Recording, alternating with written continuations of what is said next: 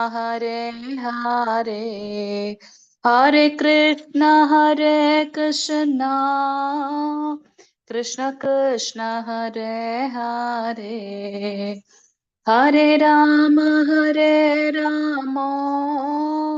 Rama Rama Hare Hare Hare Krishna Krishna Krishna Hare Hare Hare Rama Rama Rama Hare Hare Hare Krishna. இன்னைக்கு level 2 class வந்திருக்கக்கூடிய அனைத்து பக்தர்களையும் Sri Sri Radha Govinda ISKCON Bangalore சார்பாக வருக வருக என்று வரவேற்கின்றோம். இன்னையோட அத்தியாயத்துக்குள் போறதுக்கு முன்னாடி பிரணத்தி வாசிடலாம். ஓம் நமோ பகவதே வாசுதேவாய. ஓம் நமோ பகவதே வாசுதேவாய. ஓம் நமோ பகவதே வாசுதேவாய. ஓம் அஜ்ஞானதிமிராந்தஸ்ய ஞானாஞ்சனசலாக்கயா चक्षुरुन्मीलितं येन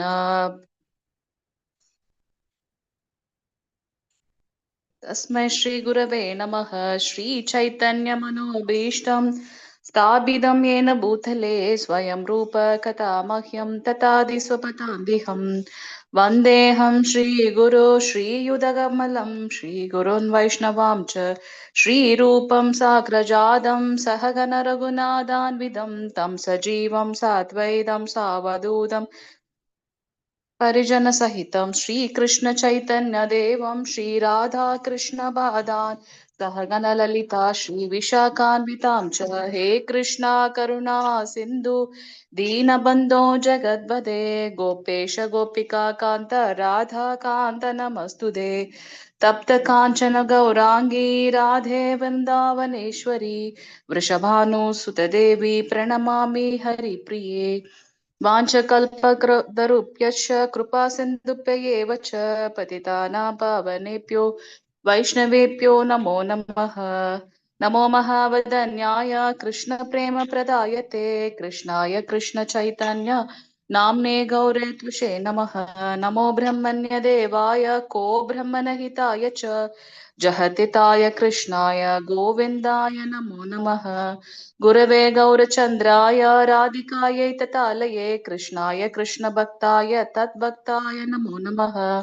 नमो ओं विष्णुपादाय कृष्णपृष्ठाय भूतले श्रीमते भक्तिवेदान्त स्वामिनिति नामिनि नमस्ते सरस्वते देवे गौरवाणी प्रचारिणि निर्विशेष शून्यवादि पाश्चात्यदेशधारिणि जय श्री कृष्ण चैतन्य प्रभु नित्यानंद श्री अद्वैत गदाधर श्रीवासादि गौर भक्त वृंद हरे कृष्णा कृष्ण कृष्ण हरे हरे हरे राम राम राम हरे हरे. ஹரே கிருஷ்ணா. மாதாஜி பிரபுஜி, இன்னைக்கு நம்ம 5வது அத்தியாயம் ஸ்டார்ட் பண்ணணும்.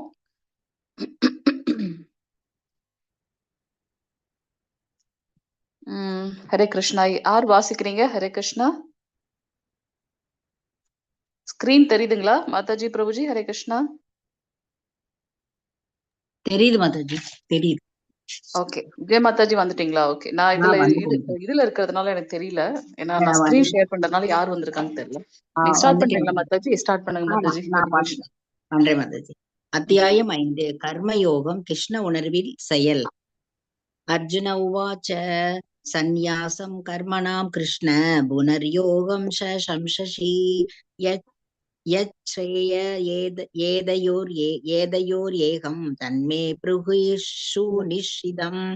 அர்ஜுனன் கூறினார், கிருஷ்ணரே, முதலில் செயலை துறக்கவும் பின்னர் பக்தியுடன் செயலாற்றவும் பரிந்துரைத்துள்ளீர்.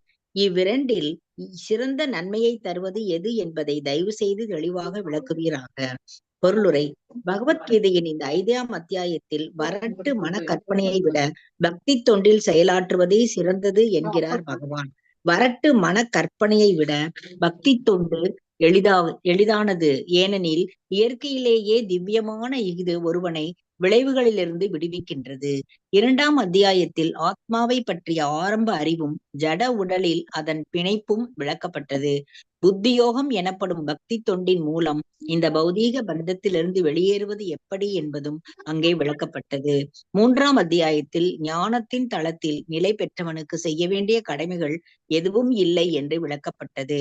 4வது அத்தியாயத்தில் எல்லா விதமான யாகச் செயல்களும் ஞானத்தில் முற்று பெறுவதாக அர்ஜுனனிடம் கூறினார் பகவான். இருப்பினும் 4ஆம் அத்தியாயத்தின் இறுதியில் பக்குவமான ஞானத்தில் நிலை பெற்று எழுந்து போரிடுவாயாக என்று அர்ஜுனனை அறிவுறுத்தினார் பகவான். இவ்வாறாக பக்தியுடன் செயலாற்றுவதையும் ஞானத்தில் செயலின்மையையும் ஒரே நேரத்தில் வலியுறுத்திய கிருஷ்ணர் அர்ஜுனனை குழப்பி அவனது மன உறுதியை குலைத்து விட்டார்.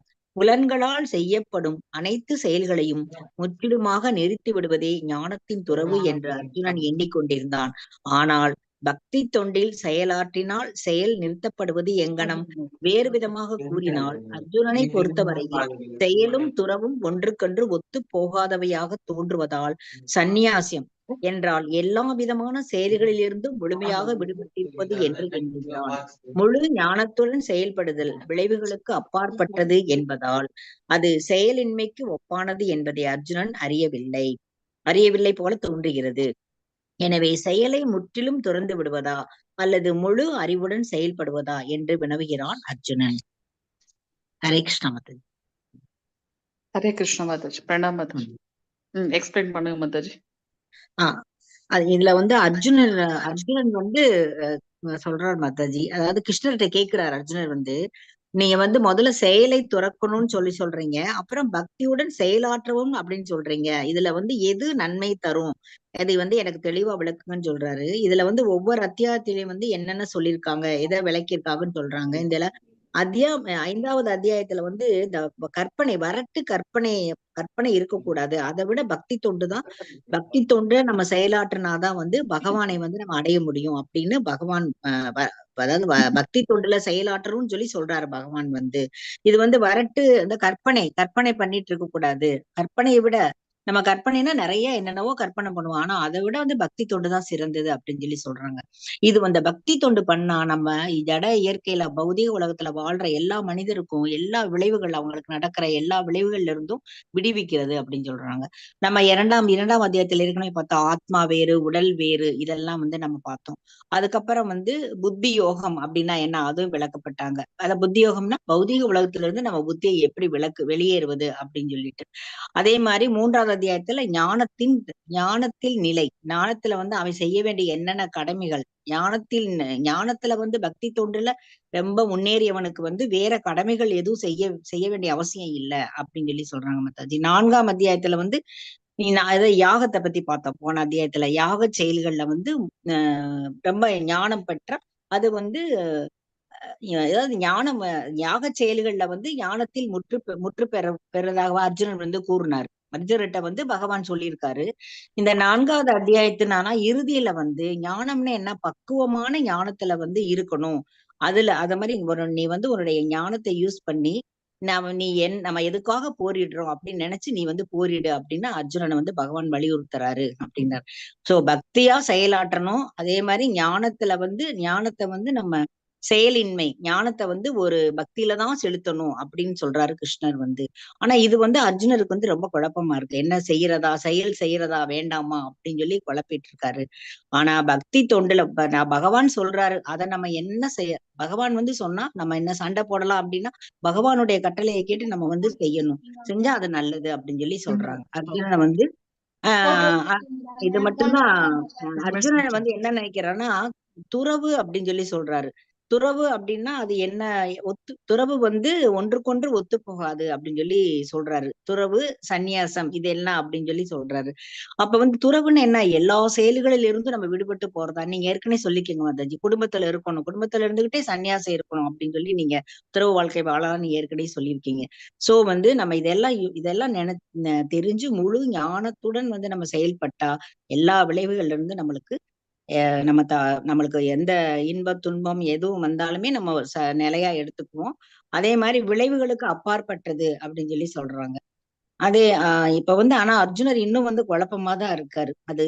இது செயலுக்கு ஒப்பாகுமா அப்படின்னு சொல்லி அர்ஜுனர் கேட்கிறார், நினைக்கிறாரு. அதனால செயலை முற்றிலும் துறந்து விடுவதா, நான் சண்டை போடாமயே இருக்கலாமா அப்படின்னு சொல்லிட்டு அவரு சொல்றாரு மாதாஜி. அது கேட்கிறாரு. அதுக்கு கிருஷ்ணர் பதில் சொல்ற மாதிரி இருக்கு இந்த ஸ்லோகத்துல. ஹரே கிருஷ்ண மாதாஜி. தேங்க்யூ மாதாஜி. ஸோ இந்த அத்தியாயமே பாத்தீங்கன்னா கர்ம யோகம், அதாவது கிருஷ்ண உணர்வில் செயல், சந்நியாச யோகம் அப்படின்னு பாக்குறோம் சமஸ்கிருதத்துல. இதுக்கு முந்தின யோகம் ஞான யோகம் பார்த்தோம். அப்ப இங்க அர்ஜுனனுக்கு கேள்வி வருகின்றது. அப்ப ஞான யோகம்னா செயலே செய்யாமல் அந்த ஞானத்தை மட்டும் விருத்தி செய்து கொண்டிருக்கிறதா, நீங்க திருப்பி பக்தி தொண்டுல செயல் பண்ணுன்னு சொல்றீங்க, ஞான யோகம் சொல்றீங்க, ஒரே குழப்பமா இருக்கே அப்படின்னுட்டு நமக்கும் அந்த மாதிரிதான் தோணும் இல்லையா? செயலற்ற தன்மை, செயலாற்றும் தன்மை. சோ இது ரெண்டுத்தையும் ஒரே மாதிரி செய்ய சொல்றாரு இவர் அப்படின்னு. சோ நம்ம பக்தி தொண்டு செய்யும் போதே உண்மையாலுமே தூய பக்தியோட செய்யும் போது அதோட பலன்கள்ல பற்று இல்லாதனால சந்நியாசம் தானாகவே வந்து விடுகின்றது அப்படின்றத பிரபுபாதர் என்க பற்போட்ல கொடுத்திருக்காரு. சோ சந்நியாசம் என்றால் எல்லா விதமான செயல்களிலிருந்து முழுமையாக விடுபட்டிருப்பது என்று எண்ணுகின்றான். ஆனா அது அதற்கெல்லாம் அப்பாற்பட்டது, செயலின்மைக்கு ஒப்பானது அப்படின்றத ஆஹ் அர்ஜுனனுக்கு ஒரு குழப்பமாக இருக்கு அப்படின்னு பாக்குறோம். இரண்டாவது ஸ்லோகம் நான் வாசிப்போம் மாதாஜி. இரண்டாவது ஸ்லோகம் யார் யாரு இருக்காங்கன்னு எனக்கு தெரியாது மாதாஜி. சோ அடுத்து யாராவது இருந்தா அவங்களை சொல்லுங்க, இல்லைன்னா நம்ம 2 பேர் மாத்தி வாசிச்சுக்கலாம். ஸ்ரீ பகவானுவாச்ச சந்நியாச கர்ம யோகஸ்ச நிஸ்ரேயச கராவுபௌ தயோஸ்து கர்ம சந்நியாசாத் கர்ம யோகோ விசிஷ்யதே. மொழிபெயர்ப்பு and பொருளுரைப்பை ஸ்ரீலபிரபாதிக்கு ஜெய். புருஷோத்தமராகிய முழுமுதற் கடவுள் பதில் உரைத்தார். செயலை துரத்தல், பக்தியுடன் செயல்படுதல் இரண்டுமே முக்திக்கு ஏற்றதாகும். ஆனால் இவை இரண்டில் செயலை துறப்பதை விட பக்தி தொண்டில் செயல்படுவது சிறந்ததாகும். ஆமா, செயலை துறக்கிறது, பக்தியோட செயல்படுறது ரெண்டுமே முக்திக்கு. எப்படி முனிவர்களும் ரிஷிகளும் தன்னுடைய அந்த மனைவி மக்கள் அதெல்லாம் விட்டுட்டு, அந்த செயலெல்லாம் விட்டுட்டு அவங்க காட்டுல தனியாக தியானம் அதெல்லாம் பண்ண போயிடுறாங்க. செயலை துறக்கிற அந்த ரிஷிகளும் என்னை அடைகின்றார்கள், அவங்களுக்கும் முக்தி கிடைக்குது. அதே சமயத்துல பக்தியோட பகவானே அனைத்தும் அப்படின்னுட்டு அனன்ய பக்தி பண்றோம், அவங்களுக்கும் முக்தி கிடைக்குது. ஆனா இந்த ரெண்டுத்துல செயலை துறப்பதை காட்டிலும் பக்தி தொண்டில் செயல்படுவதுதான் சிறந்ததாகும். நம்ம பார்த்தோம்னா 18 அத்தியாயத்துல நம்ம சொல்றோம், மத்தியில இருக்கக்கூடிய 6 அத்தியாயம் ரொம்ப அதிகமாக பக்தி யோகத்தை பேசுது அப்படின்னு. ஆனா எல்லா அத்தியாயத்திலுமே பாத்தீங்கன்னா பகவான் பக்தி தொண்டுதான் அப்படின்றத நமக்கு இன்சிஸ்ட் பண்ணிட்டே இருக்கார், வலியுறுத்திட்டே இருக்கார். புலனுகர்ச்சியை தேடும் பலநோக்கு செயல்களே பௌதிக பந்தத்திற்கு காரணமாகும். சோ நம்ம அந்த ஆஹ் பல நோக்கு செயல்களை, ஏதாவது வேணும், பலன் வேணும் அப்படின்ற ஒரு பாவத்துல சேர்றதுனால மட்டும்தான் நம்ம இந்த பௌதீகத்துல மீண்டும் மீண்டும் ஆட்கொள்ளப்படுகின்றோம். உடல் சௌகரியத்தின் தரத்தை அதிகரிக்கும் நோக்கத்துடன் செய்யக்கூடிய செயல்களில் ஒருவன் ஈடுபட்டிருக்கும் வரை அவன் பல்வேறு வகையான உடல்களை மாற்றுவதும் அதனால் பௌதீக பந்தத்தை நீட்டிக் கொள்வதும் உறுதியாகும். ஸ்ரீமத் பாகவதம் இதனை பின்வருமாறு உறுதிப்படுத்துகின்றது. 5.5.5 6வது ஸ்லோகம். நூனம் பிரமத்த குருதே விகர்ம யத் இந்திரிய பிரீதய ஆப்ருணோதி ந சாது மன்யே யத் ஆத்மனோயம் அசன் அபி க்லேஷ்ட ஆஸ்ததேஹ பராபவஸ்தாவத் அப்போதஜாதோ யாவன் ந ஜிக்ஞாசத ஆத்மதத்துவம் யாவத் கிரியாஸ்தாவம் இதம் மனோபை கர்மாத்மகம் ஏன ஷரீரபந்தः ஏவம் மன கர்வவசம் பிரியுங்க்தே அவித்யாத்மன் யுபதீயமானே பிரீதீர்ன யாவன் மயி வாசுதேவ ந முச்யதே தேஹ யோகேன தாவத். மக்கள் புலனுகர்ச்சியில் பித்து பிடித்து அலைகின்றனர். கடந்த காலத்தில் செய்த பல நோக்கு செயல்களின் விளைவே முழுக்க முழுக்க துன்பத்துடன் கூடிய தற்போதைய உடல் என்பதை அவர்கள் அறியவில்லை. நம்ம என்ன நிலையில இருக்கோமோ அதற்கு என்னதான் நமக்கு இந்த இயற்கையும் பகவானும் இருக்காரு அப்படின்னாலும் இந்த ஜீவாத்மா தான் காரணம். ஏன்னா நமக்கு உள்ளார இருந்து பகவான் சொல்லுவார், இது வேண்டாம், அது தவறானதுனாதான் அதை மீறியும் நம்ம என்ன பண்றோம், ஒரு விஷயத்த நம்ம செய்யறோம்.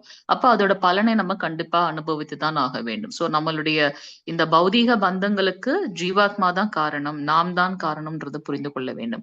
இவ்வுடல் தற்காலிகமானது என்றாலும் பல்வேறு விதங்களில் இது எப்போதும் தொல்லை கொடுத்து கொண்டுள்ளது.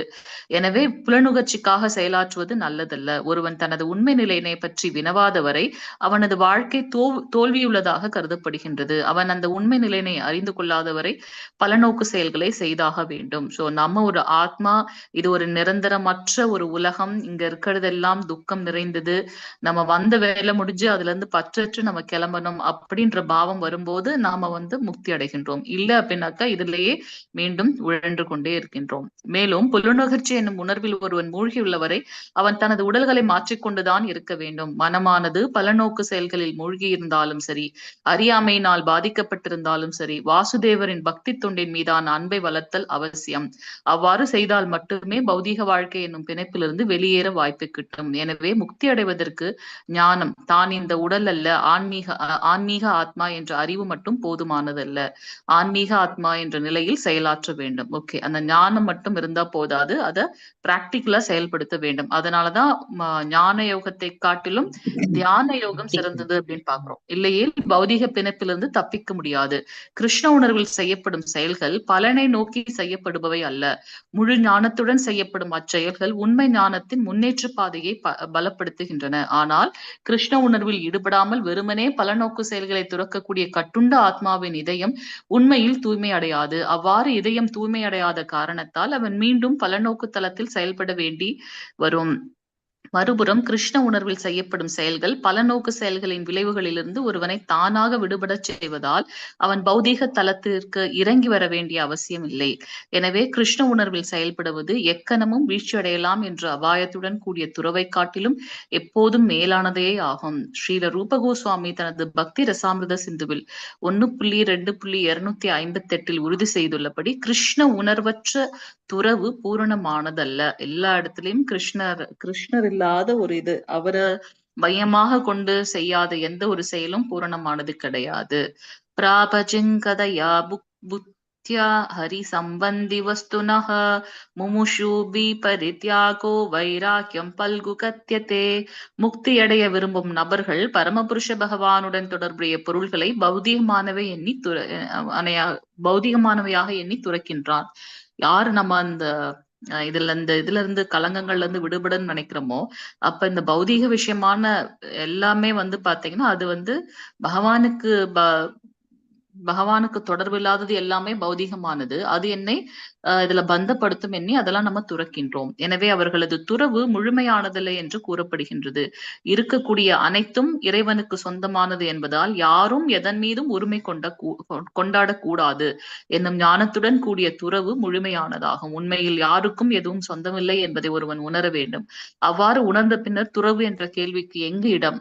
அனைத்தும் கிருஷ்ணருடைய சொத்து என்பதை அறிபவன் எப்போதுமே துறவில் நிலை பெற்றுள்ளான். அனைத்தும் கிருஷ்ணருக்கு சொந்தமானது என்பதால் அனைத்தையும் அவரது தொண்டில் ஈடுபடுத்த வேண்டும்.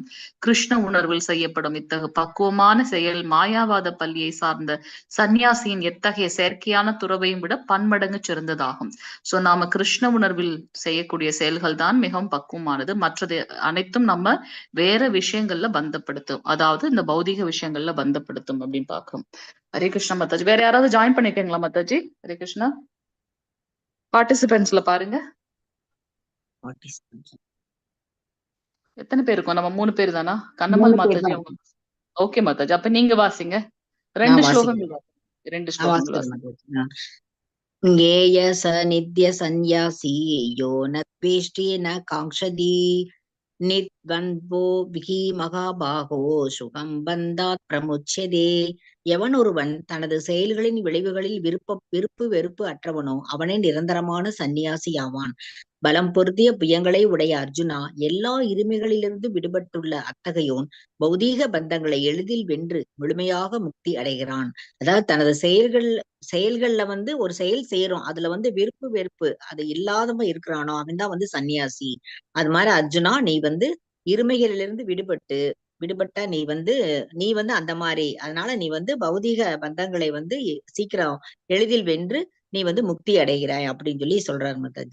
பொருளுரை. கிருஷ்ண உணர்வில் முழுமையாக உள்ளவன் எப்போதும் சன்னியாசி ஆவான். ஏனெனில் தன் செயல்களின் விளைவுகளின் மீது அவனுக்கு விருப்பமும் இல்லை, வெறுப்பும் இல்லை. இறைவனின் திவ்யமான அன்பு தொண்டிற்கு தன்னை அர்ப்பணித்து விட்ட இத்தகைய துறவி கிருஷ்ணருடனான தனது உறவில் தன்னுடைய ஸ்வரூப நிலையை அறிந்துள்ள காரணத்தால் அவனே ஞானத்தில் முழுமை பெற்றவனாவான். கிருஷ்ணரே முழுமை என்பதையும் தான் அவரது மிகச்சிறிய பகுதி என்பதையும் அவன் நன்கறிவான். இத்தகு ஞானம் குணத்திலும் அளவிலும் சரியாக இருப்பதால் அது பக்குவமானதாகும். கிருஷ்ணரையும் ஆத்மாவையும் சமமாக கருதும் கருத்து தவறானதாகும். ஏனெனில் பகுதி என்றுமே முழுமைக்கு சமமாகிவிட முடியாது. ஒருவன் குணத்தில் ஒன்றுபட்டுள்ள போதிலும் அளவில் வேறுபடுகிறான் என்றும் ஞானம் தன்னில் பூரண நிலையை அடைய ஏக்கமும் ஏமாற்றமும் அற்ற பூரண நிலையை அடைய வழிகாட்டக்கூடிய திவ்யமான ஞானமாகும். அவனது மனதில் இருமைக்கு இடமே இல்லை. ஏனெனில் அவன் எதை செய்தாலும் அதை கிருஷ்ணருக்காகவே செய்கிறான். இவ்வாறு இருமைகளின் தளத்திலிருந்து விடுபட்டுள்ள அவன் இந்த ஜட உலகில் உள்ள போதிலும் முக்தி அடைந்த ஆத்மாவாவான். இதுல இந்த அதாவது கிருஷ்ண உணர்வு இருக்கிறவங்க கிருஷ்ணர் பக்தி கிருஷ்ணரை திவ்யமான கிருஷ்ணரை பத்தி நல்லா தெரிஞ்சுக்கிட்டவங்க ஒரு முக்தி அடைந்தவங்க. அவங்க இருமையில இருந்து விடுபடுறாங்க அப்படின்னு சொல்றாங்க மாதாஜி. அதாவது ஜட உலகத்துல இருந்தாலுமே கிருஷ்ண உணர்வு இருந்தா அவங்க முக்தி அடைந்த ஆத்மா அப்படின்னு சொல்றாங்க. அதுதான் மாதாஜி சொல்றாங்க இதுல. அதுதான் சொல்றாங்க. ஓகே, அடுத்து பதம் 4. ஷாங்யே யோகேன பிரதக் பாலா பிரவதந்தீன பண்டிதாக ஏகம் அப்யாஸ்தித சம்யக் உபயோர் விந்ததே பலம். பக்தி தொண்டு, அதாவது கர்மயோகம் ஜட உலகின் ஆய்வு அறிவிலிருந்து சாங்கிய யோகத்திலிருந்து வேறுபட்டது என்று அறிவற்றாரே பேசுவர். எவனொருவன் தன்னை இவ்விரண்டு பாதைகளில் ஏதேனும் ஒன்றில் முழுமையாக ஈடுபடுத்துகிறானோ அவன் இரண்டின் பலனையும் அடைகிறான் என்று உண்மையான பண்டிதர்கள் கூறுகின்றனர். பொருளுரை: படைப்பின் ஆத்மாவை கண்டறிவதே சாங்கிய லோகத்தின் ஜட உலகனை பற்றிய ஆய்வறிவின் நோக்கமாகும். விஷ்ணு அல்லது பரமாத்மாவை ஜட உலகின் ஆத்மாவாவார். பகவானுக்கு செய்யப்படும் பக்தி தொண்டு பரமாத்மாவிற்கான தொண்டையும் உள்ளடக்கியதாகும். ஒரு வழிமுறை மரத்தின் வேரை கண்டுபிடிப்பதாகும், மற்றதோ அதற்கு நீரூற்றுவதாகும். சாங்கிய தத்துவத்தின் உண்மையான மாணவன் ஜட உலகின் வேரான விஷ்ணுவை கண்டுபிடித்து அதன் பின் பக்குவமான ஞானத்துடன் தன்னை அவரது தொண்டில் ஈடுபடுத்துகிறான். எனவே சுருக்கமாக சொன்னால் இரண்டு முறைகளுக்கும் வேறுபாடு இல்லை. ஏனெனில் இரண்டுமே விஷ்ணுவை இலக்காக கொண்டவை.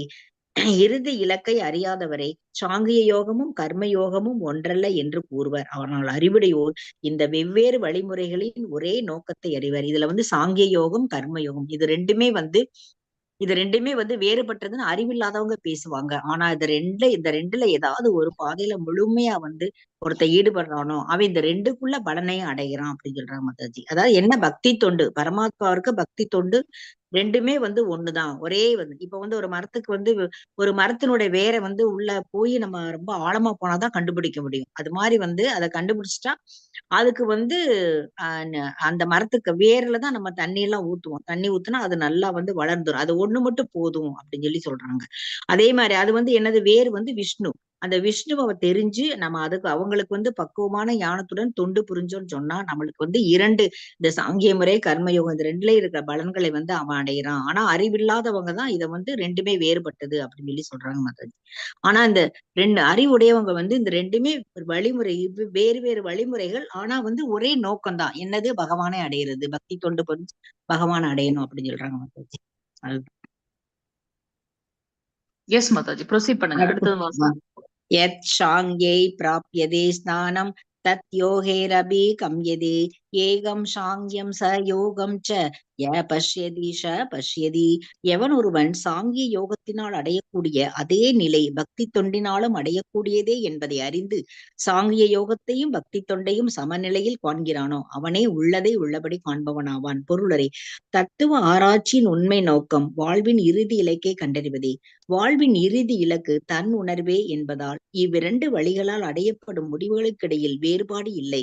சாங்கிய தத்துவ ஆய்வினால் ஆத்மா இந்த ஜட உலகின் அம்சம் அல்ல, மாறாக பரம ஆன்மீக பூரணத்தின் அம்சம் என்ற முடிவிற்கு ஒருவன் வருகிறான். எனவே ஆன்மீக ஆத்மா ஜட உலகில் ஆற்ற வேண்டிய செயல் எதுவும் இல்லை. அவனது செயல்கள் பரமனுடன் ஏதாவது ஒரு வகையில் தொடர்புடையதாக இருக்க வேண்டும். எப்போது அவன் கிருஷ்ண உணர்வில் செயல்படுகின்றானோ அப்போது அவன் தனது உண்மையான ஸ்வரூப நிலையில் அமைந்துள்ளான். சாங்கிய யோகம் எனும் முதல் பயிற்சியில் அவன் ஜடத்தின் மீதுள்ள பற்றுக்களை விட்டொழிக்க வேண்டும். பக்தியோக முறையிலோ அவன் கிருஷ்ண பக்தி செயல்களில் பற்றுதல் கொள்ள வேண்டும். மேலோட்டமாக பார்த்தால் ஒரு வழிமுறை துறவையும் மற்றொரு வழிமுறை பற்றுதலையும் உட்படுத்துவதாக தோன்றினாலும் உண்மையில் இரு வழிகளும் ஒன்றே. ஜடத்தின் மீதான துறவும் கிருஷ்ணரின் மீதான உறவும் ஒன்றே. இதை காணக்கூடியவன் பொருள்களை உள்ளது உள்ளபடி காண்கிறான். இது அதேதான் மாதாஜி சொல்றாங்க. கிருஷ்ணருடன் பக்தி சாங்கிய முறைப்படி பக்தி யோகத்துல நம்ம கிருஷ்ணருக்கு பக்தி செயல்கள் செய்யணும். அதுல பற்றுதல் கொள்ள வேணும் அப்படின்னு, ஜட உலகுல இருந்து விடுபட்டு கிருஷ்ணர் மேல பற்றுதல் கொள்ளணும் அப்படின்னு சொல்றாங்க. ஒரு துறவு, மற்றொரு வழி பற்றுதல். இது ரெண்டுமே ஒரே இதுதான். ஆனா உண்மையில இரண்டு வழிகளும் ஒன்றுதான். இப்ப நம்ம துறவு அப்படின்னா கிருஷ்ணரின் மீதான பற்று துறவு. இது அதுக்கப்புறம் இந்த நம்ம ஜட உலகில இருக்கிற பொருள்களை இது ஒரு பொருள். நம்ம ஆத்மா வேறு உடல் வேறு எப்படி சொல்றோமோ, இது சாதாரண பௌதிக பொருள். இதனால நம்மளுக்கு எந்த நன்மை இல்லை. ஒண்ணு கிருஷ்ண உணர்வு, பக்தி தொண்டு. கிருஷ்ண உணர்வுல போகணும், பக்தி தொண்டு புரியணும். இது ரெண்டு இருந்தா நம்மளுக்கு நல்ல முக்தி அடையலாம் அப்படின்னு சொல்றாங்க மாதாஜி. சாங்கிய யோகத்துல அடையக்கூடிய நிலை பக்தி தொண்டிலும் அடையக்கூடியது. அந்த ரெண்டுமே ஒண்ணுதான் அப்படின்னு சொல்றாங்க Mataji. Yes, Mataji. Please proceed, Mataji. சந்யாஸ்து மகாபாகோ துக்கம் ஆப்தும் யோக யுக்தோ மனித் பிரக்ம நசீரோ நதி கச்சதி. இறைவனின் பக்தி தொண்டில் ஈடுபடாமல் வெறுமனே எல்லா செயல்களையும் துறப்பது ஒருவனை மகிழ்விக்காது. ஆனால் பக்தி தொண்டில் ஈடுபட்டுள்ள சிந்தனையுடைய மனிதன் தாமதமின்றி பரம்பொருளை அடைய முடியும். அதாவது பக்தி தொண்டுல, இறைவனை பக்தி தொண்டுல ஈடுபடாம வெறுமனே எல்லாத்தையும் நான் திறந்துட்டேன், எல்லாம் துறவு வாழ்க்கை நான் வாழ்க்கிறேன் அப்படின்னா அது அவனுக்கு மகிழ்ச்சி தராது. பக்தி தொண்டுல இருந்துகிட்டே துறவு வாழ்க்கை இருக்கணும் அப்படின்னு சொல்றாங்க மாதாஜி. பொருளுரை: இருவகையான சந்நியாசிகள் துறவு வாழ்வில் ஈடுபட்டுள்ளனர். மாயாவாத சந்நியாசிகள் சாங்கிய தத்துவத்தை படிப்பதிலும், வைஷ்ணவ சந்நியாசிகள் வேதாந்த சூத்திரத்துக்கு முறையான விளக்கம் கொடுக்கக்கூடிய பாகவத தத்துவத்தை படிப்பதிலும் ஈடுபட்டுள்ளனர். மாயாவாத சந்நியாசிகளும் வேதாந்த சூத்திரங்களை படிக்கின்றனர். ஆனால் அவர்கள் சங்கராச்சாரியால் எழுதப்பட்ட ஷாரீரிக பாஷ்ய எனப்படும் உரையை படிக்கின்றனர். பாகவத பள்ளியின் மாணவர்கள் பஞ்சராத்திர நெறிகளின்படி இறைவனின் பக்தி தொண்டில் ஈடுபடுவதால் வைஷ்ணவ சந்நியாசிகளுக்கும் பகவானின் திவ்யமான தொண்டில் பலதரப்பட்ட ஈடுபாடுகள் உள்ளன. வைஷ்ணவ சந்நியாசிகளை பொறுத்தவரையில் அவர்களுக்கும் பௌதீக செயல்களுக்கும் எந்த தொடர்பும் இல்லை என்ற போதிலும் அவர்கள் இறைவனின் பக்தி தொண்டில் பற்பல செயல்களை செய்கின்றனர். ஆனால் சாங்கிய வேதாந்த கல்வியிலும் மனக்கற்பனைகளிலும் ஈடுபடும் மாயாவாத சந்நியாசிகளால் இறைவனின் திவ்யமான தொண்டினை சுவைக்க முடியாது. அவர்களின் ஆய்வுகள் மிக கடினமானதால் சில நேரங்களில் அவர்கள் பிரம்மனை பற்றிய கற்பனைகளில் நிலைப்புற்று முறையான அறிவின்றி பாகவதத்திடம் தஞ்சமடைகின்றனர். விளைவு இவர்களது பாகவத கல்வி தொல்லை அளிப்பதாகி விடுகிறது. மாயாவாத சந்நியாசிகளின் செயற்கையான வரட்டு கற்பனைகளும் அருவவாத விளக்கங்களும் மற்றும் சற்றும் பயனற்றவையாகி விடுகின்றன. பக்தி தொண்டில் ஈடுபட்டுள்ள வைஷ்ணவ சந்நியாசிகளை தங்களது திவ்யமான கடமைகளை ஆற்றுவதில் ஆனந்தத்துடன் உள்ளனர். மேலும் இறுதியில் இறைவனின் திருநாட்டை அடைவதற்கான உத்தரவாதமும் அவர்களிடம் உள்ளது. மாயாவாத சந்நியாசிகள் சில சமயங்களில் தன்னுணர்வு பாதையிலிருந்து வீழ்ச்சியடைந்து மக்கள் தொண்டு, சமூக சேவை போன்ற பௌதீக செயல்களில் மீண்டும் நுழைகின்றனர்.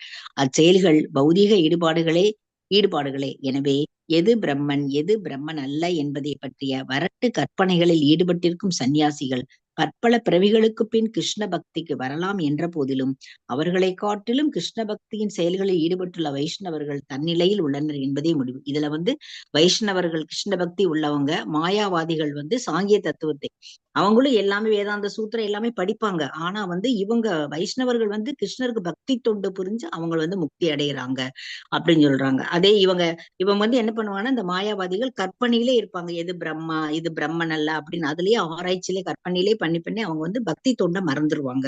ஆனா இந்த வைஷ்ணவர்கள் கிருஷ்ண உணர்வுல இருந்து பக்தி தொண்டு புரிஞ்சு அவங்க முக்தி அடைகிறாங்க அப்படின்னு சொல்றாங்க மாதாஜி. இதுல அடுத்து படிக்கோ மாதாஜி. வாசிங்க மாதாஜி. யோக யுக்தோ விசுத்தாத்மா விஜிதாத்மா ஜிஜேந்திரியக சர்வபூதாத்மா பூதாத்மா குர்வன்னபீன லிப்யதே. மனதையும் புலன்களையும் கட்டுப்படுத்தி பக்தியுடன் செயல்படும் தூய ஆத்மா அனைவருக்கும் பிரியமானவன். அனைவரும் அவனுக்கு பிரியமானவர்கள். எப்போதும் செயலில் ஈடுபட்டுள்ள போதிலும் அத்தகு மனிதன் பந்தப்படுவது இல்லை. அதாவது புலன்களையும் மனதையும் ஏற்கனவே சொல்லியிருக்கேன் மாதாஜி. புலன்களை கட்டுப்படுத்துறவங்க வந்து அவதான் தூய ஆத்மா. அந்த ஆத்மா எல்லாருக்குமே பிடிக்கும். ஆனா வந்து அந்த ஆத்மா நம்ம குடியிருக்கிற அவங்களே எல்லாருக்குமே பிடிக்கும். ஆனா வந்து எல்லா செயல்ல ஈடுபட்டாலும் அந்த அந்த மாதிரி இருக்கிற ஆத்மா யாருன்னு தெரிஞ்சவங்க வந்து எந்த செயல்லையுமே பௌதிக பந்தத்துல வந்து பந்தப்படுவது இல்ல. பொருளுரை முக்தியின் பாதையில் இருக்கும் கிருஷ்ண உணர்வினன் அனைத்து உயிர்வாளிகளுக்கும் மிகவும் பிரியமானவன். மேலும் அனைத்து உயிர்களும் அவனுக்கு பிரியமானவை. அஃது அவனது கிருஷ்ண உணர்வினாலேயே சாத்தியமாகிறது. ஒரு மரத்தின் இலைகளையும் கிளைகளையும் அதிலிருந்து தனியாக பிரித்து பார்க்க இயலாததை போல கிருஷ்ண உணர்வினால் எந்த உயிரையும் கிருஷ்ணரிடமிருந்து தனியாக பிரித்து பார்க்க முடியாது. மரத்தின் வேருக்கு நீரூற்றினாலாவது எல்லா இலைகளுக்கும் கிளைகளுக்கும் விநியோகிக்கப்படும் என்றும் வயிற்றுக்கு உணவு வழங்குவதால் சக்தியானது தானாகவே உடல் முழுவதும் விநியோகிக்கப்படும் என்றும் அவன் நன்றாக அறிவான். அனைவருக்கும் சேவகனாக விளங்குவதால் கிருஷ்ண உணர்வினன் அனைவருக்கும் பிரியமானவன். மேலும் அனைவரும் அவனது செயலால் திருப்தி அடைவதால் அவனது உணர்வு தூய்மையாக உள்ளது. அவனது உணர்வு தூய்மையாக இருப்பதால் அவனது மனம் முழுமையாக கட்டுப்படுத்தப்பட்டுள்ளது. மேலும் அவனது மனம் கட்டுப்படுத்தப்பட்டுள்ளதால் அவனது புலன்களும் கட்டுப்படுத்தப்பட்டுள்ளன. அவனது மனம் எப்போதும் கிருஷ்ணரின் மீது நிலைத்திருப்பதால் கிருஷ்ணரிடமிருந்து அவன் விலகுவதற்கு வாய்ப்பே இல்லை. மேலும் இறை தொண்டை தவிர பிற ஜட விஷயங்களில் அவன் தனது புலன்களை ஈடுபடுத்துவான் என்பதற்கும் வாய்ப்பே இல்லை. கிருஷ்ணருடன் சம்பந்தப்பட்ட விஷயங்களை தவிர பிற விஷயங்கள் அவன் கேட்க விரும்புவதில்லை. கிருஷ்ணருக்கு அர்ப்பணிக்கப்படாத எதையும் அவன் உண்ண விரும்புவதில்லை. மேலும் கிருஷ்ணருடன் சம்பந்தப்படாத எந்த இடத்திற்கும் அவன் போக ஆசைப்படுவதில்லை. எனவே அவனது புலன்கள் கட்டுப்படுத்தப்பட்டுள்ளன. புலன்களை கட்டுப்படுத்தியவன் யாருக்கும் தீங்கிழைக்க முடியாது. அப்படியெனில் அர்ஜுனன் மற்றவர்களுக்கு தீங்கிழைக்கவில்லையா? அப்போது அவன் கிருஷ்ண உணர்வில் இருக்கவில்லையா என்று ஒருவர் கேட்கலாம். மேலோட்டமாக மட்டுமே அர்ஜுனனை தீங்கிழைத்தான். ஏனெனில் ஆத்மாவை கொல்ல முடியாது என்பதால் போர்க்களத்தில் குழுமியிருந்த அனைவரும் தங்களது தனித்தன்மையுடன் தொடர்ந்து வாழப் போகிறார்கள். எனவே ஆத்ம ரீதியில் குருஷேத்திர போர்க்களத்தில் எவரும் கொல்லப்படவில்லை. அங்கே பிரத்யேகமாக வீற்றிருந்த கிருஷ்ணரின் ஆணைப்படி அவர்களது ஆடைகள் மட்டுமே மாற்றப்பட்டன. எனவே குருஷேத்திர போர்க்களத்தில் அர்ஜுனன் போரிட்ட போது உண்மையில் அவன் போர் புரியவில்லை. அவன் பூரண கிருஷ்ண உணர்வுடன் கிருஷ்ணரது கட்டளைகளை நிறைவேற்றி கொண்டிருந்தான். அத்தகு மனிதன் தனது கர்ம விளைவுகளால் ஒருபோதும் பந்தப்படுவது இல்லை. இதுல வந்து கிருஷ்ணர் வந்து என்ன சொல்றாரோ அதைத்தான் அர்ஜுனர் வந்து செய்யறாரு. அந்த கிருஷ்ண உணர்வோட நம்ம எந்த ஒரு காரியம் செஞ்சாலும் அது வந்து அவன் செய்யறவங்கள பாதிக்காது அப்படின்னு சொல்றாங்க. அந்த குருஷேத்திர போர்க்களத்துல வந்து அவர் வந்து ஆத்மாவை கொல்லல, உடலை தான் கொல்லாது. ஆடை இப்ப வந்து நம்மளுக்கு ஒரு ஆடை இருக்கு, 10 வயசுல போட்ட ஆடையை வந்து 20 வயசுல நம்ம போட முடியாது. அது வந்து தூக்கி எரிஞ்சிருவோம். அது மாதிரி அவங்க எல்லாருமே வந்து கொல்லப்பட போறவங்கதான். ஆனா அவங்க அடுத்த உடனே அடுத்த பிறவி எடுத்துருவாங்க. அடுத்த உயிர்ல வந்து அவங்க பூலோகத்துல பிறந்துருவாங்க. ஆனா ஆத்மா வந்து கொல்லல, அவ வந்து கொல்லல. ஆனாலுமே அது போரிட்டாலும் கிருஷ்ணர் வந்து என்ன சொல்றாரோ அவருடைய கட்டளைப்படி அவருடைய இதை நிறைவேற்றதான் அர்ஜுனர் வந்து போர் புரிகிறாரு அப்படின்னு சொல்றாங்க மச்சி. இப்ப ஒரு மரம் இருக்கு, அந்த மரத்துக்கு வந்து நம்ம தண்ணி வேருக்கு மட்டும் ஊத்துனா போதும், அது எல்லா இதுலயும் பரவிடும். அது மாதிரி இந்த நம்ம கிருஷ்ண உணர்வு இருந்தா நம்மளுக்கு எல்லாமே வந்து நம்ம அந்த புலன்களை கட்டுப்படுத்தினா நம்மளுக்கு வந்து நம்மளுடைய மனம் வந்து மனத்தையும் கட்டுப்படுத்தலாம். புலன் கட்டுப்பாடாகவும் மனம் கட்டுப்பாடாகவும். மனம் கட்டுப்பட்டுச்சு அப்படின்னு சொன்னா புலன்கள் நம்ம அதை விட்டு போகாது. அது ஏன் மனம் வந்து எங்க இருக்கு, எப்படி கட்டுப்படுறது? கிருஷ்ண உணர்வுலயே இருக்கு. அதுக்கு வந்து அந்த கிருஷ்ணரிடமிருந்து விலகுவதற்கு வாய்ப்பே கிடையாது. அவரை அவரை வந்து வழிபடுற தவிர வேற எதுவும் செய்யாது. அதே மாதிரி வந்து அவருக்கு படைக்கப்படாத உணவை சாப்பிட முடியாது. எல்லாமே புலன்கள் அனைத்தும் வந்து கிருஷ்ணருக்கு என்னென்ன இருக்கோ அதையே தான் பார்க்கும். அவருடைய கோயில், அவருடைய திவ்ய தேசங்களுக்கு தான் போகும். எதுவுமே வந்து கிருஷ்ணரை தவிர வேற எந்த இதுவுமே புலன்கள் வந்து செயல்படாது அப்படின்னு சொல்லி சொல்றோம். அதனால நீ வந்து கிருஷ்ணர் வந்து என்ன சொல்றாரோ அதை வந்து நீ செய்யி அப்படின்னு சொல்லி சொல்றாங்க. அதைத்தான் வந்து குருஷேத்திர போர்க்களத்துல அர்ஜுனர் வந்து செய்யறாரு. அடுத்து ஓகேவா மாதாஜி? ஹரே போல் மாதாஜி. ஹரே கிருஷ்ணா. 8, 9 நான் வாசிக்குவா மாதாஜி? வாசிங்க மாதாஜி. ஹரே கிருஷ்ண மாதாஜி. பிரண மாதாஜி. நைவ கிஞ்சித் கரோமீதி யுக்தோ மன்யேத தத்வவித் பஷ்யக் ஷ்ருண்வன் ஸ்பிருஷ்யத் ரன்னஷ்ணன் கச்சன் ஸ்வபன்ஷத்வசன்.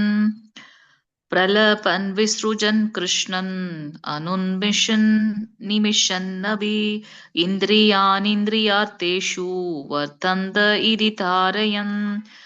மொழிபெயர்ப்பு அண்ட் பொருளுரை by his divine grace AC Bhaktivedanta Srila பிரபாதருக்கு Jai. தெய்வீக உணர்வில் இருப்பவன் பார்த்தல், கேட்டல், தொடுதல், நுகர்தல், உண்ணுதல், சொல்லுதல், உறங்குதல், சுவாசித்தல் ஆகியவற்றில் ஈடுபட்டிருப்பனும் உண்மையில் தான் ஒன்றுமே செய்வதில்லை என்பதை எப்போதும் தனக்குள் அறிந்துள்ளான். ஏனெனில் பேசும் போதும், கழிக்கும் போதும், ஏற்றுக்கொள்ளும் போதும், கண்களை மூடி திறக்கும் போதும் ஜடப்புலன்களே அவற்றின் விஷயங்களுடன் ஈடுபடுகின்றன என்றும் அவற்றிலிருந்து நான் வேறுபட்டவன் என்றும் அவன் எப்போதும் அறிகின்றான். சோ அந்த உண்மையான ஞானம் இருக்கக்கூடியவர்கள் என்ன ஒரு செயல்கள் செய்தாலும் இது வந்து இந்த ஜட புலன்கள் தான் செய்து அப்படின்ற அந்த உணர்வுல இருக்காங்க. எப்படிப்பட்டவர்கள்? அந்த தெய்வீக உணர்வில் இருக்கிறவங்க. சோ அதுல ரொம்ப ஆழமாக அவங்க வந்து போகாததுனால இந்த பௌதீக பந்தத்துல இருந்து விடுபட்டு தான் இருக்காங்க.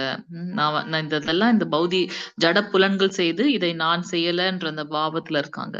செய்யப்படும் செயல்கள் அனைத்தும் செய்பவன், செயல், சூழ்நிலை, முயற்சி, அதிர்ஷ்டம் என்னும் 5 உடனடி மற்றும் மறைமுக காரணங்களை அடிப்படையாக கொண்டவை.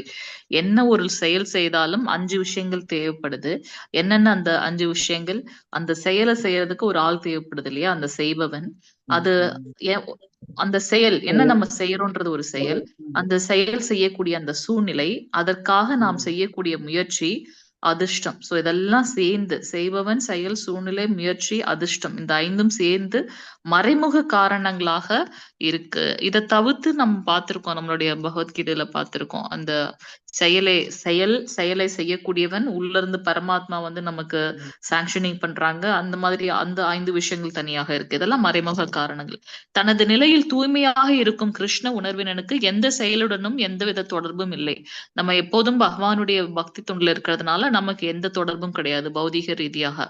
ஏனெனில் அவன் கிருஷ்ணரது திவ்யமான அன்பு தொண்டில் ஈடுபட்டுள்ளான். அவன் தனது உடலாலும் புலன்களாலும் செயல்படுவது போல தோன்றினாலும் ஆன்மீகத்தில் ஈடுபடுவதே தனது உண்மையான நிலை என்பதை அவன் எப்போதும் நினைவில் வைத்துள்ளான். நம்மளுடைய ஆச்சாரியர்கள் எல்லாம் இதற்கு வந்து ஒரு சால சிறந்த உதாரணம் அப்படின்றத நம்ம பாக்குறோம். ஒருவன் ஜட உணர்வில் இருக்கும் போதும் புலனுகர்ச்சியில் ஈடுபடுத்தப்படுகின்றன. கிருஷ்ண உணர்விலோ அவை கிருஷ்ணரின் புலன்களை திருப்திப்படுத்துவதில் ஈடுபடுத்தப்படுகின்றன. எனவே கிருஷ்ண உணர்வில் புலன்களின் ஈடுபட்டிருப்பது போல தோன்றினாலும் அவன் எப்போதும் சுதந்திரமானவனே. பார்த்தல், கேட்டல் போன்றவை ஞான இந்திரியங்களின் செயல்களாகும். நுகர்தல், பேசுதல், கழித்தல் போன்றவை கர்ம இயந்திரங்களின் செயல்களாகும். புலன்களின் செயல்களால் கிருஷ்ண உணர்வினன் ஒருபோதும் பாதிக்கப்படுவதில்லை. தன்னை கடவுளின் நிரந்தர தொண்டனாக அவன் அறிந்துள்ளதால் இறைவனின் தொண்டினை தவிர வேற எதையும் அவனால் செய்ய முடியாது.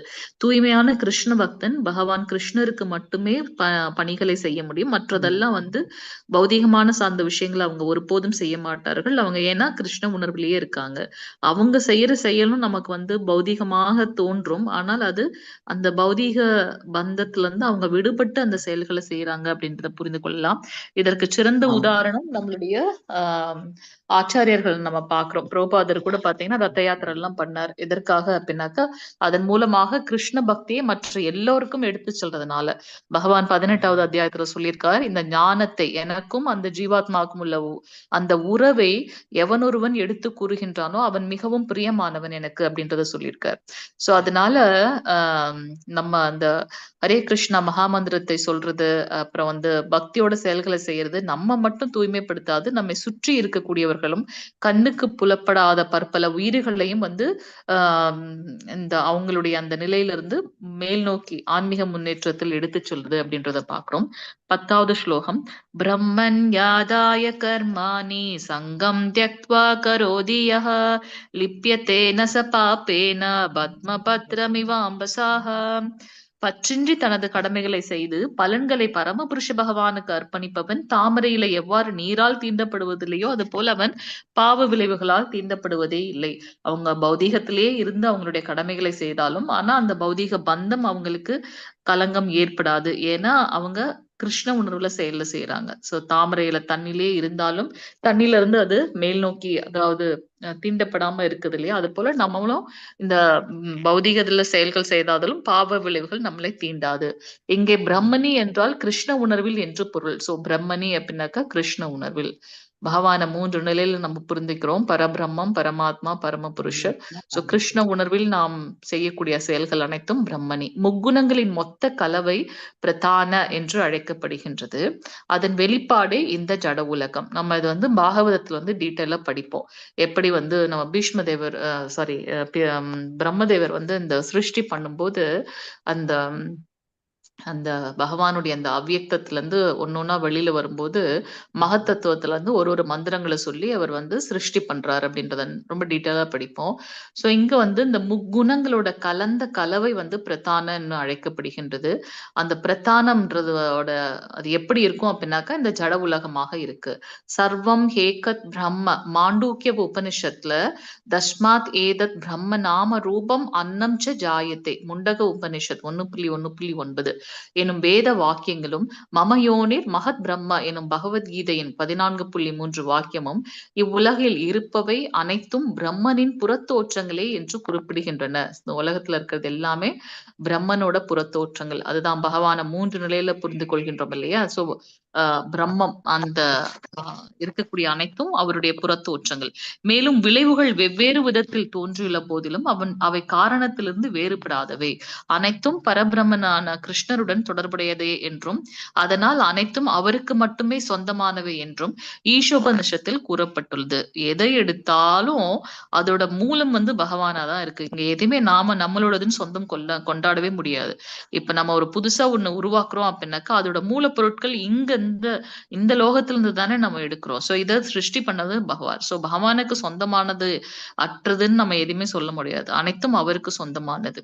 அவரே எல்லாவற்றிற்கும் உரிமையாளர் என்றும் அதன் காரணத்தால் அனைத்தும் அவருடைய தொண்டில் ஈடுபடுத்தப்பட்டுள்ளது என்றும் எவனொருவன் பக்குவமாக அறிகின்றானோ அவன் இயற்கையாகவே தனது செயல்களின் புண்ணியமானாலும் சரி பாவமானாலும் சரி விளைவுகளில் பாதிக்கப்படாதவன். சோ நம்ம பாக்குறோம் அவருடைய பகவானுடைய புருஷ அவதாரம் மகாவிஷ்ணு அவருடைய ஒரு ரோமத்துல இருந்தும் அந்த தங்க முட்டைகள் போல அண்டம் நிறைய வருது. சோ எத்தனையோ லோகங்கள் இருக்கு. நம்ம இந்த லோகத்துல எப்படி நம்ம இப்ப எப்படி நித்தியமா இருக்குமோ அது போல வேற ஒரு லோகத்திலயும் செயல்கள் நடக்கலாம் அப்படின்னு. இப்ப திருப்பி புதுசா ஒரு பிலாசபி வருது, குவாண்டம் பிசிக்ஸ். அதாவது ஒரு நேர்கோட்டுக்கு அந்த பக்கமா செயல்கள் நடக்குது, ஆனா அங்க என்ன நடக்குதுன்னு நமக்கு தெரியாம இருக்கு அப்படின்ற மாதிரி அந்த இயற்பியல் சார்ந்த விஷயங்கள் இப்ப புதுசா ரிசர்ச் பண்ணி கண்டுபிடிச்சிட்டு இருக்காங்க. நம்ம கண்ணுக்கு தெரியல. நான் அப்ப அது ஒரு இங்கிலீஷ் பிலிம்ல பார்த்தேன். நான் அப்போ நான் யோசிச்சேன், அப்ப நம்மளுடைய விருந்தாவன்ல கூட சொல்லுவாங்க பகவான் இன்னும் நித்தியமா இங்க விருந்தாவனத்துல லீல பண்ணிட்டு இருக்காரு, ஆனா நம்மளுடைய பௌதிக கண்களுக்கு தான் தெரியல அப்படின்னு. அப்ப அதெல்லாம் உண்மை. அப்ப சாஸ்திரத்தை சொல்லப்பட்டிருக்கிறதெல்லாம் உண்மை. ஏன்னா அதை இப்ப கொஞ்சம் கொஞ்சமா ரிசர்ச் பண்ணி கண்டுபிடிக்கிறாங்க. எப்படி முன்ன நவகிரகங்கள் இருந்ததுன்னு நம்ம நம்பல, ஆனா அதுக்கப்புறம் ரிசர்ச் பண்ணி கண்டுபிடிச்சாங்க. அது போல இந்த பகவானுடைய இதெல்லாம் நம்மளுடைய இந்த பௌதிகமான கண்களுக்கு புலப்படாமல் இருக்கு அப்படின்றத நம்ம பாக்குறோம். சோ ஒரு குறிப்பிட்ட வகையான செயலை செய்வதற்காக இறைவனால் அளிக்கப்பட்ட பரிசான இந்த ஜட உடலையும் நாம் கிருஷ்ண உணர்வில் ஈடுபடுத்த முடியும். நீரிலேயே இருந்தாலும் தாமரை இலை நனையாமல் இருப்பதைப் போல கிருஷ்ண உணர்வில் ஈடுபடுத்தப்படும் உடலும் பாவ விளைவுகளின் கலங்கத்திற்கு அப்பாற்பட்டதாகும். இதை நம்ம முதலே பார்த்தோம். பகவானும் கீதையில் கூறுகின்றார் 3.30 மயி சர்வாணி கர்மாணி சந்யஸ்ய எல்லா செயல்களையும் என்னிடம் ஒப்படை. எனவே முடிவு என்னவெனில் கிருஷ்ண உணர்வற்றவன் ஜட உடல் மற்றும் புலன்களின் அடிப்படையில் செயலாற்றுகின்றான்.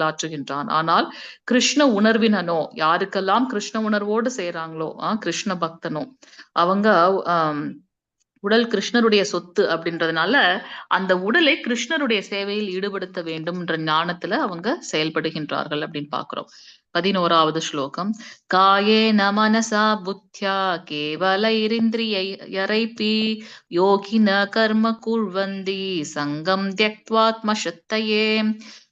பற்றுதலை துறந்த யோகிகள் தூய்மையடைய வேண்டும் என்ற ஒரே நோக்கத்துடன் உடல் மனம் புத்தி மற்றும் புலன்களால் கூட செயல்படுகின்றனர். சோ இதையெல்லாம் தூய்மை அடையணும், பற்றுதல்கள் எல்லாம் துறந்து யோகிகள் வனத்துல போய் அவங்க யோகங்களையும் அந்த தவங்களையும் செய்யறாங்க இல்லையா? சோ அவங்க என்ன பண்றாங்க, கொஞ்சம் கொஞ்சமா அந்த புலன்களை கட்டுப்படுத்துறாங்க. அடுத்து மனசு, அடுத்து புத்தி, அந்த உடல் சார்ந்த விஷயங்கள் எல்லாம் கட்டுக்குள் கொண்டு வந்தப்பட்டு ஒரே சிந்தனையில் இருக்காங்க.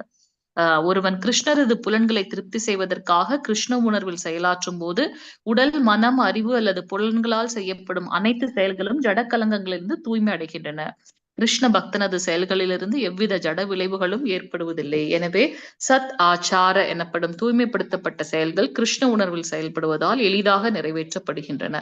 நாம அந்த மாதிரி ரிஷிகளோ முனிவர்கள் மாதிரி நம்மளால இந்த பௌதிக கலியுகத்துல பண்றது ரொம்ப கஷ்டம். சோ அதனால நமக்கு பகவானுடைய அந்த பக்தி தொண்டுல ஈடுபடும் போது இதெல்லாம் தூய்மை அடைகின்றதுன்னு பாக்குறோம். பக்தி ரசாமிரத சிந்து 1.2.187 எனும் தனது நூலில் ஸ்ரீ ரூப கோபசுவாமியின் பின்வருமாறு கூறுகின்றார். ஈயா யஸ்ய ஹரேர் கர்மனா மனசா கிரா நிகிலாஸ்வப்யவஸ்தாசு ஜீவன் முக்த ச உச்யதே.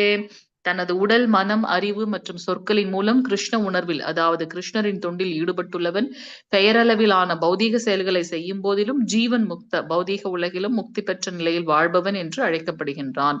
தன்னை இந்த பௌதீக உடல் என்றோ உடல் தனக்கு சொந்தமானது என்றோ அவன் நம்புவதில்லை என்பதால் அவனிடம் அகங்காரம் இல்லை. தான் இந்த உடல் அல்ல என்றும் இவ்வுடல் தனக்கு சொந்தமானதல்ல என்றும் அவன் அறிவான். அவன் கிருஷ்ணருக்கு சொந்தமானவன். அவனது உடலும் கிருஷ்ணருக்கு சொந்தமானதே. உடல், மனம், புத்தி, வார்த்தைகள், வாழ்க்கை, செல்வம் என தன்னிடம் உள்ள அனைத்தையும் கிருஷ்ணரின் இணைந்தவன் ஆகின்றான். தான் இந்த உடலே என்பனவற்றை நம்பச் செய்யும் அகங்காரத்திலிருந்து விடுபட்டுள்ளவன் கிருஷ்ணருடன் ஒன்றில்லான். இதுவே கிருஷ்ண உணர்வின் பக்குவ நிலை. ஹரி ஹரி போல். சோ அந்த கிருஷ்ண உணர்வுல பக்குவமான நிலை என்ன அப்படின்னாக்கா, இந்த உடல் அவர் கொடுத்தது, இங்க இருக்கக்கூடிய அனைத்தும் அவருடையது. சோ அதை நாம அவருடைய செயல்களுக்காக நாம உபயோகப்படுத்தணும். நம்ம கிட்ட இருக்கக்கூடிய அனைத்தும் பகவானுக்காக உபயோகப்படுத்தணும். இந்த உடல், இந்த புலன்கள், நம்மளுடைய மனம், புத்தி, வார்த்தை, வாழ்க்கை, செல்வம் அனைத்தையும் அவருடைய சேவையில ஈடுபடுத்தணும் அப்படின்னு ஒரு பாவத்துல நாம செய்யும் போது அது பாத்தீங்கன்னா கிருஷ்ண உணர்வோட பக்குவ நிலை அப்படின்னு பாக்குறோம்.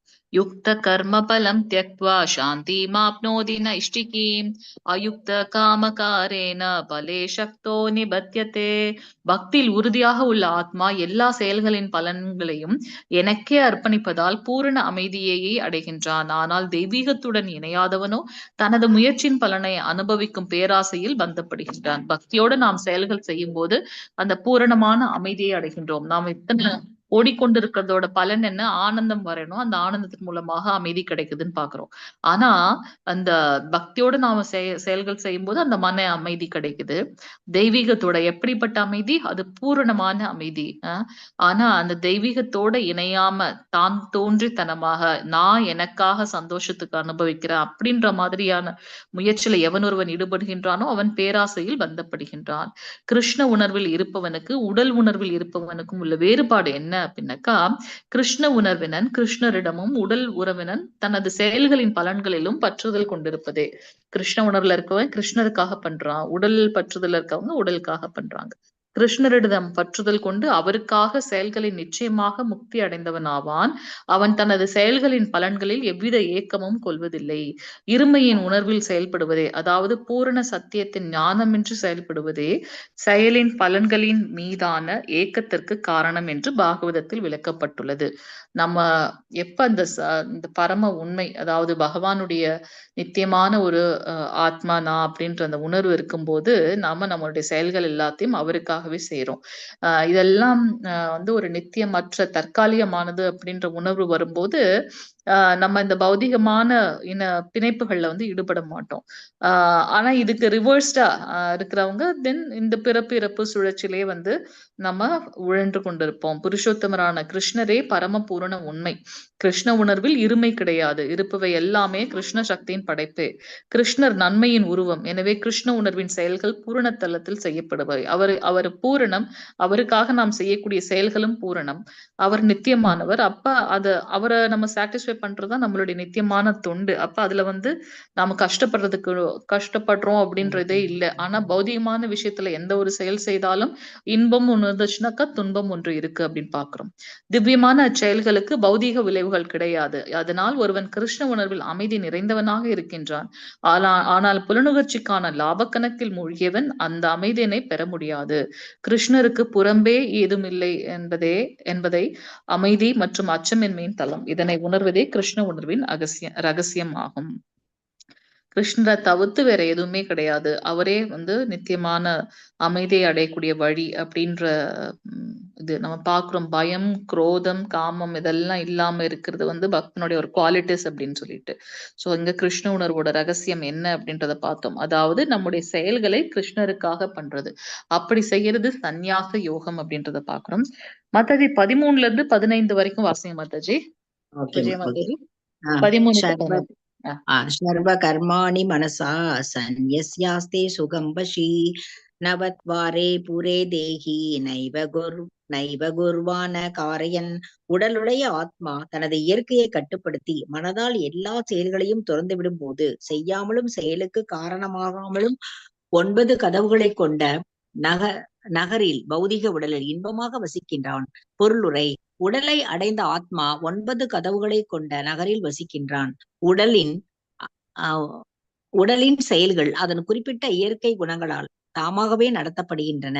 ஆத்மா உடலின் நிபந்தனைகளுக்கு உட்பட்டுள்ள போதிலும் அவன் விரும்பினால் இந்த நியதிகளுக்கு அப்பாற்பட்டு விளங்க முடியும். தனது உயர் இயற்கையை மறந்திருப்பதால் மட்டுமே அவன் தன்னை பௌதீக உடலாக எண்ணி துன்பங்களுக்கு ஆளாகின்றான். கிருஷ்ண உணர்வின் மூலம் அவன் தனது உண்மை நிலையை புதுப்பித்து உடல் என்னும் சிறையிலிருந்து வெளிவர இயலும்.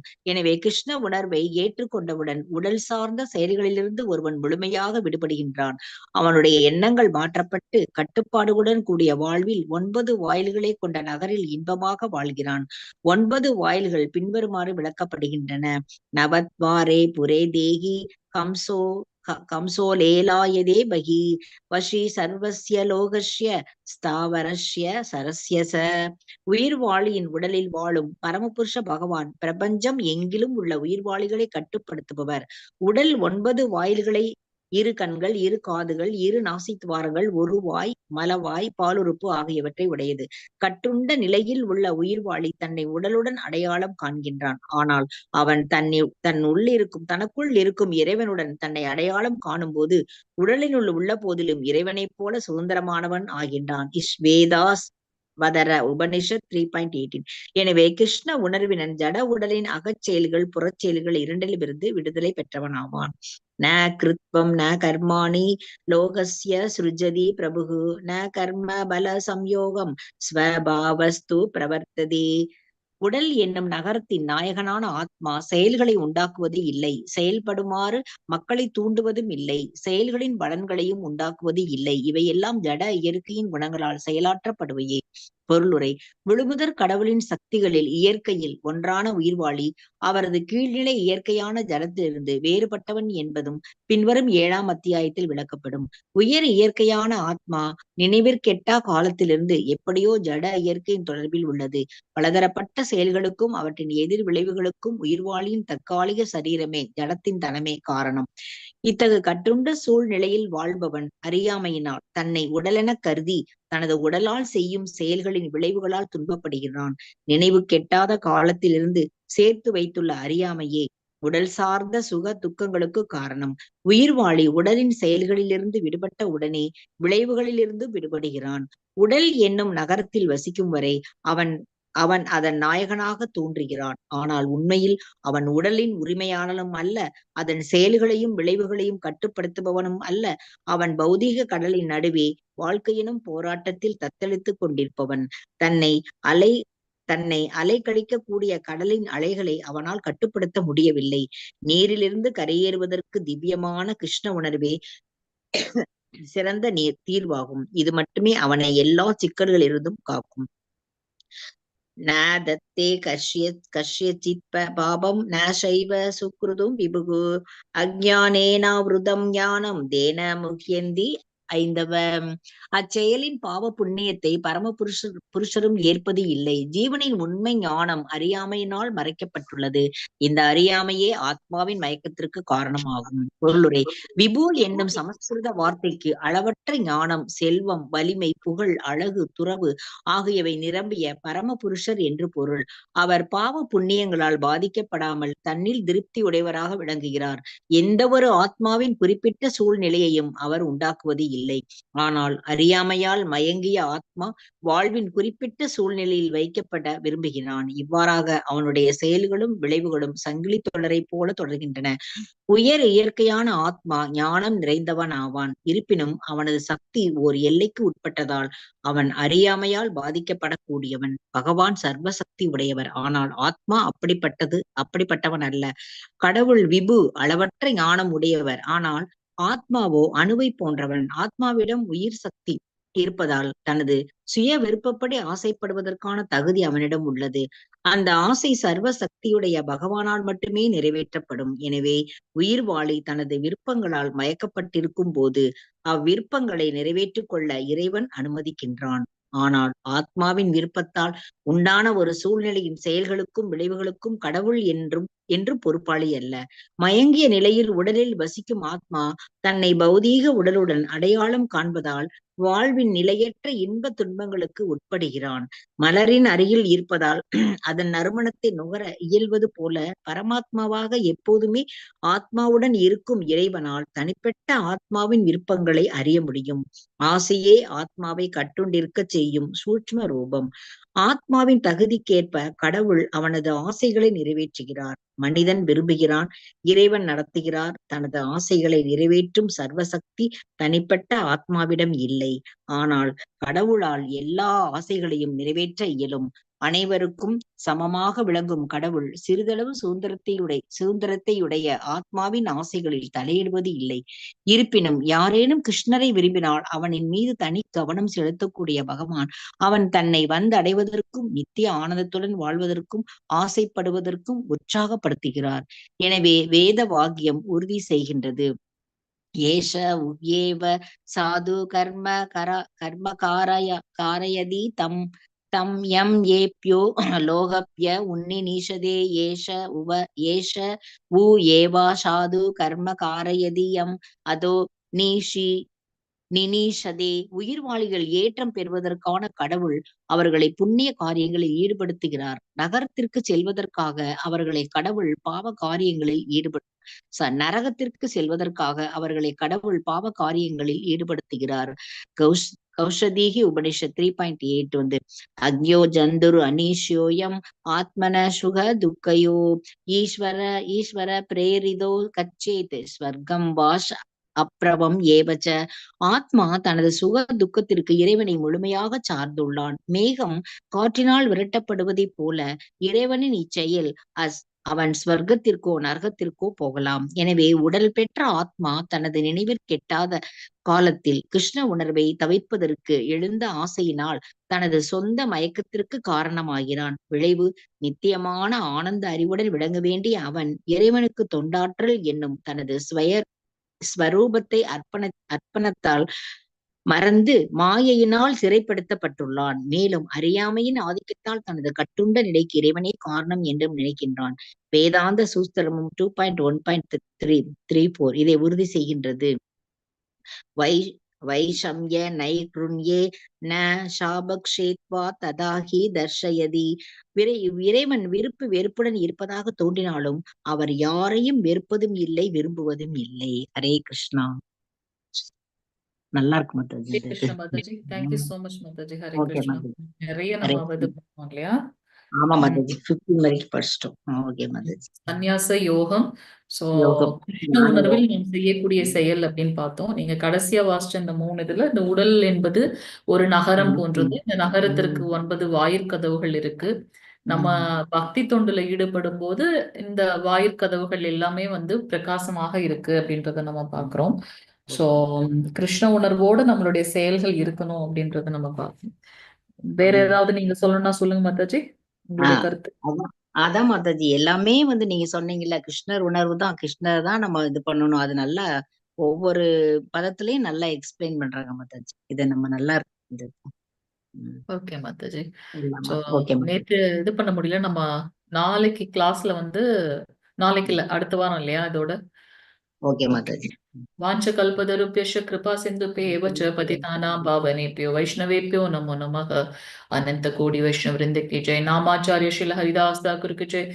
जगत गुरु श्रील प्रभुपाद की जय. निताय गौर प्रेमानंदे. हरि हरि बोल. हरे कृष्णा.